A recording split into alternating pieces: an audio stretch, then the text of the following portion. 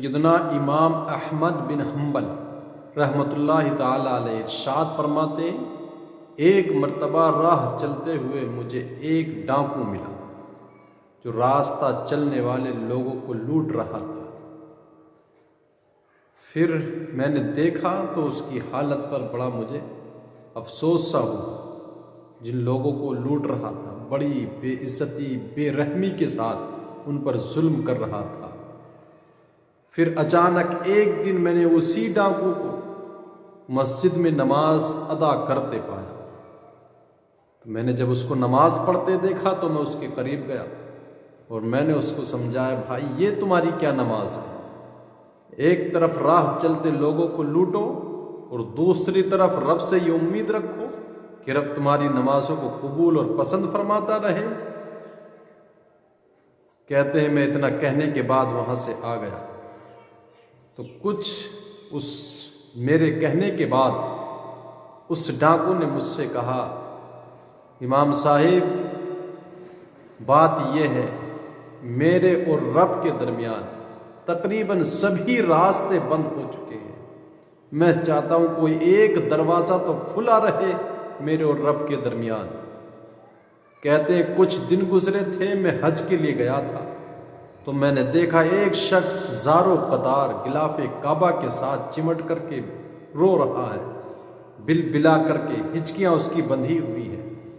اب میں نے سوچا ایسی بے خودی کے عالم میں کون خوش قسمت ہے جو اتنی گریہ وزاری کے ساتھ اپنی حالت خراب کیے ہوئے اتنے انداز اور اتنے گداز لہجے کے ساتھ رو رہا۔ امام احمد بن حنبل کہتے ہیں میں قریب گیا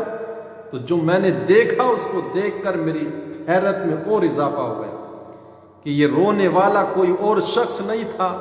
یہ وہی شخص تھا جس کو میں نے بغداد میں لوگوں کے گھروں میں ڈانکے ڈالتے ہوئے دیکھا، راہ چلنے والے لوگوں کو لوٹتے ہوئے دیکھا، کل اس کو لوٹتے ہوئے دیکھا، اگلے دن مسجد میں دیکھا، آج یہ غلاف کعبہ کے ساتھ چمٹ کر کے رو رہا ہے۔ تو میں نے کہا آخر معاملہ کیا ہے؟ تو اس نے کہا حضرت تمام راستے تقریباً بند تھے، اب میں نے رب کے درمیان کچھ ایک راستہ تو کھلا رہتا۔ تو کہتے تب میرے دل نے کہا بڑا خوش قسمت تھا جس نے ایک راستے کو کھولنے کی ہمیشہ کوشش رکھی، اور رب بڑا عنایت کرنے والا عطا کرنے والا تھا جس نے آج سارے دروازے اس کے لیے کھول دیے کہ آج اس کو اپنے گناہوں پر نادم و پشیمان ہو کر رونے کی توبہ کی توفیق میسر فرما دی۔ تو کہا صاحبو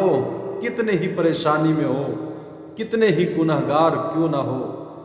لیکن رب کی طرف جانے والے راستوں میں کسی نہ کسی راستے کو ضرور کھلے رکھنا، سب راستوں کو بند مت کر لینا،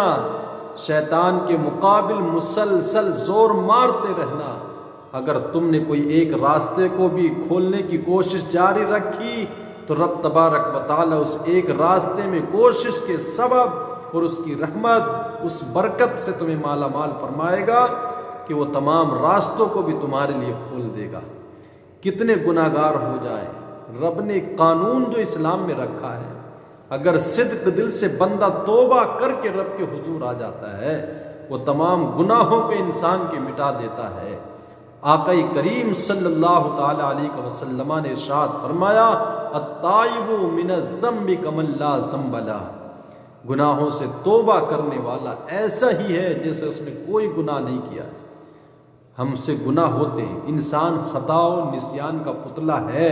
گناہوں کا مجسمہ ہے، لیکن اس کا مطلب یہ نہیں کہ رب کی امید سے نا امید ہو کر کے گھر بیٹھ جائے۔ رب کی رحمت سے ہمیشہ امید ہمیشہ برقرار رکھو، اس کے رب کے حضور آنے کی کوششیں کرتے رہو۔ ایک دن آئے گا کہ رب تبارک و تعالیٰ تمہارے اوپر کرم فرمائے گا اور تمہیں اپنا قریب اور اپنا نیک بندہ بنا لے گا، لیکن شرط یہ ہے کہ کوشش جاری رہنی چاہیے۔ ہماری کمی یہ ہے کہ ہم گناہوں پر مصر ہیں، گناہوں پر اڑے ہوئے، گناہ کر کے گناہ کا احساس بھی دل میں نہیں رہ گیا، اس وجہ سے کوئی اچھائی کی طرف ہمارا قدم نہیں